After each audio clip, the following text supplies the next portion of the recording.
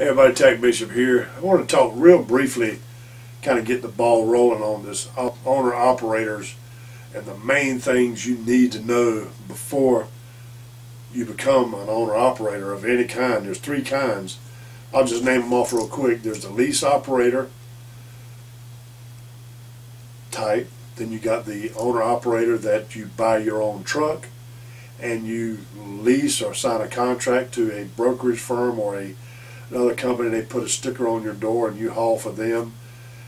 That's the option I did. You benefit from their fuel cards, their tire program. You know, there's a lot of advantages to doing it that way. Your settlements come up a whole lot quicker as far as, you know, getting paid weekly or monthly or however they have to do it. Then there is the owner-operator flat out. You have your own authority. You set up your own loads. Everything is you. I mean, I guess I still use brokerage firms, but it's a bigger payday, but it's a lot more risk. I think there's a lot more time in getting your settlements. You know, you don't get paid. These places don't pay every week. You know, when you haul a load today, they're not going to pay you Friday for that load. It may be 60 days before you get paid on these loads. A lot of people don't realize that. When you bill somebody for a load that you did today, you have to bill that company, and then they put it together, and then when the 30 days is up, when they pay their bills out, and they send out over to an accountant, then you get your settlement, and it'll be at least 30 days before you get any pay whatsoever. So you have to run daily without any pay, and fuel and tires and just everything is on you. But that brings me to the point. The main things you need to know before you start becoming an owner-operator is you need to be a superb accountant. You either need to be one, or you need to be married to one, or you need to have access to one, because the whole idea of owner-operator is making money. It's not hauling loads. It's not flying down the highway 100 miles an hour because you're not governed by some company or something like that. You can go as fast as you want and haul as much as you want. It's how much money you keep at the end of the day. You know, 55 mile an hour, better fuel mileage is better keeping that money than it is hauling more loads, spending more time on the road, more wear and tear on your truck to make more money. That's just going to cost you more money. So that's one, the accounting part of it. The other thing that you have to do, you got to be friends or be one yourself as a mechanic.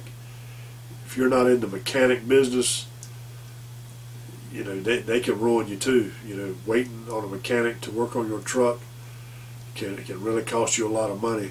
That was one of my drawbacks when I was owner-operator. I would go into the shop, put my truck in, I'd run a load that morning, I'd come in and say, you know, tell them what I needed to do, and they'd go, okay, we'll take care of it, just leave it there. So I'd leave it there and come back that night. Well, that's when they started working on it, about 45 minutes before the shop closed, and they were going to do this real quick part.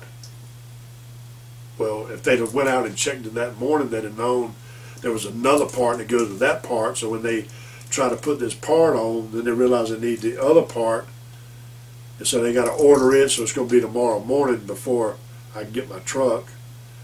And so instead of it being this night, it'll be 11 o'clock tomorrow. Then I'm out there then trying to get a load for that day. You know, this just goes on over and over and over and over.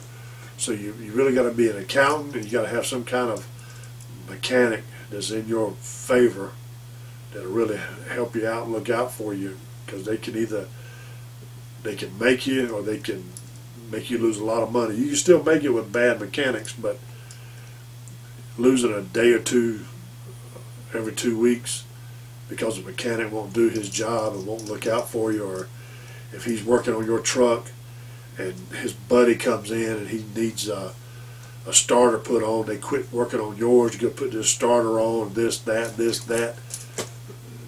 You know, it's just, it'll ruin you. It really will. So it's just something you need to really keep in mind, you know. before you even, think about becoming an owner-operator. If you can't do those two things, I wouldn't even think about being an owner-operator if you're not really set up in those two areas. But let me know what you think. I'll talk more about it. I want to talk about the dump truck business too. A lot of people want to go in that area, and I've had some experience in that too, so I'll talk about that a little bit. But I'll just let this video go for this because I've got a cold and I'm real nasally sounding anyway. But anyway, TacBishop.